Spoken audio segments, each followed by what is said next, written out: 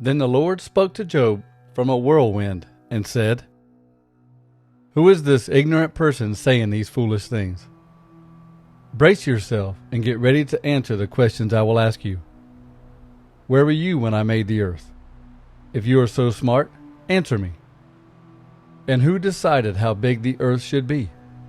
Who measured it with a measuring line? What is the earth resting on?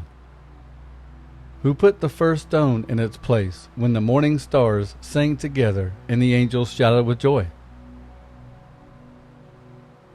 Who closed the floodgates as the sea gushed from the womb?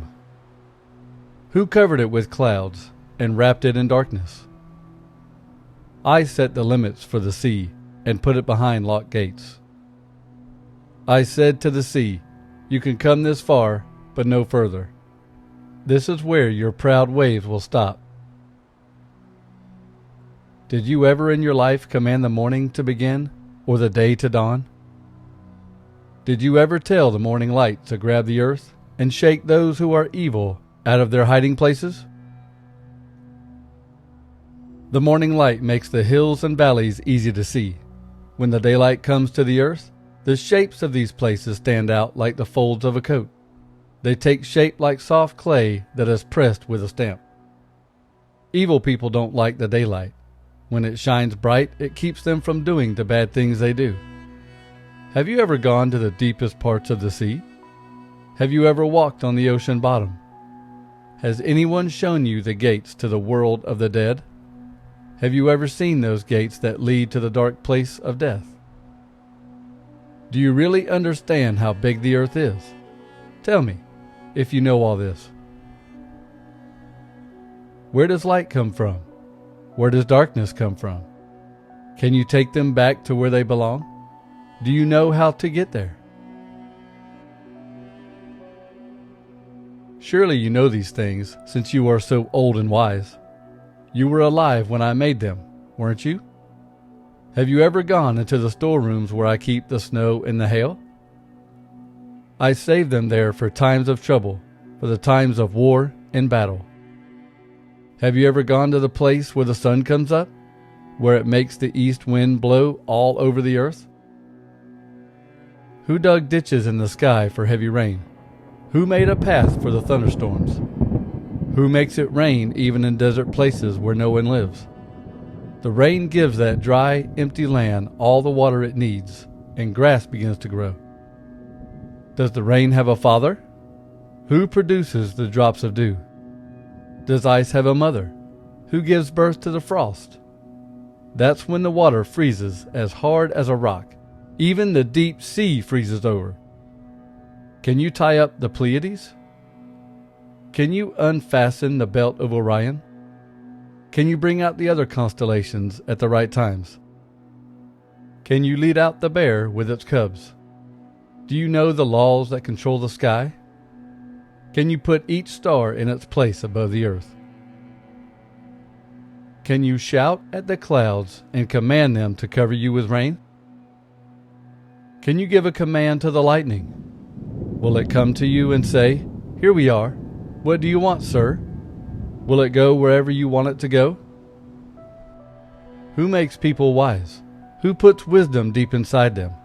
Who is wise enough to count the clouds and tip them over to pour out the rain? The rain makes the dust become mud, and clumps of dirt stick together.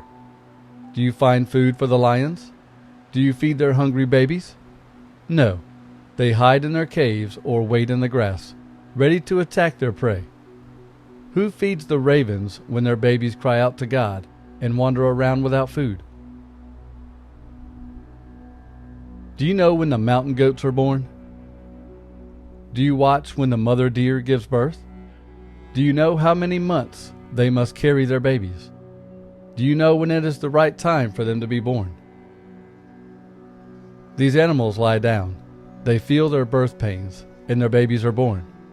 Their babies grow strong out in the wild. Then they leave their mothers and never come back. Who let the wild donkeys go free? Who untied their ropes and let them loose? I let the wild donkey have the desert for a home. I gave the salt lands to them for a place to live. They are happy to be away from the noise of the city.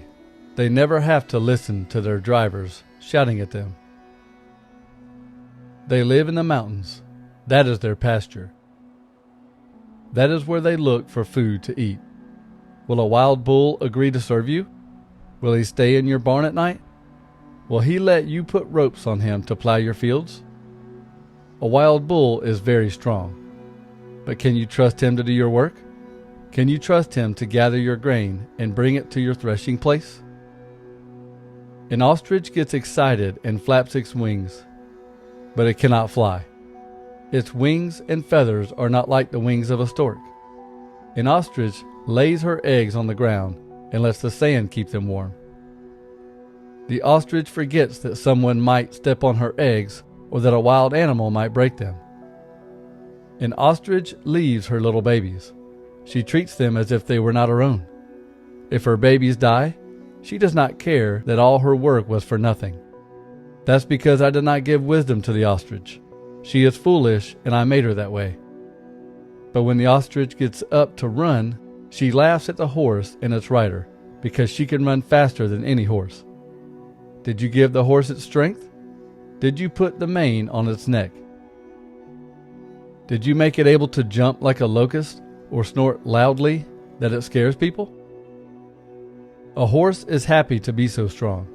It scratches the ground with its foot and runs into battle. It laughs at fear. Nothing makes it afraid. It does not run away from battle. The soldier's quiver shakes on the horse's side. The spear and weapons its rider carries shine in the sun. The horse gets very excited and races over the ground. When it hears the trumpet blow, it cannot stand still. When the trumpet sounds, it snorts, "Hooray!"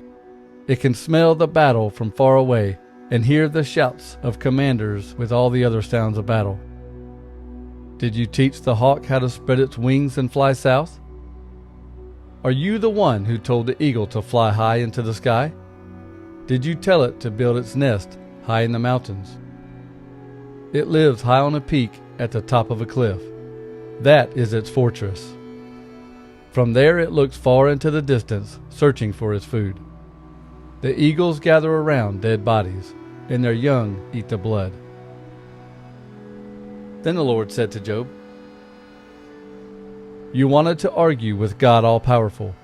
You wanted to correct me and prove that I was wrong. So, give me your answer." Then Job answered the Lord, "I am not worthy to speak. What can I say to you? I cannot answer you. I will put my hand over my mouth. I spoke once, but I will not speak again. I spoke twice, but I will not say anything more."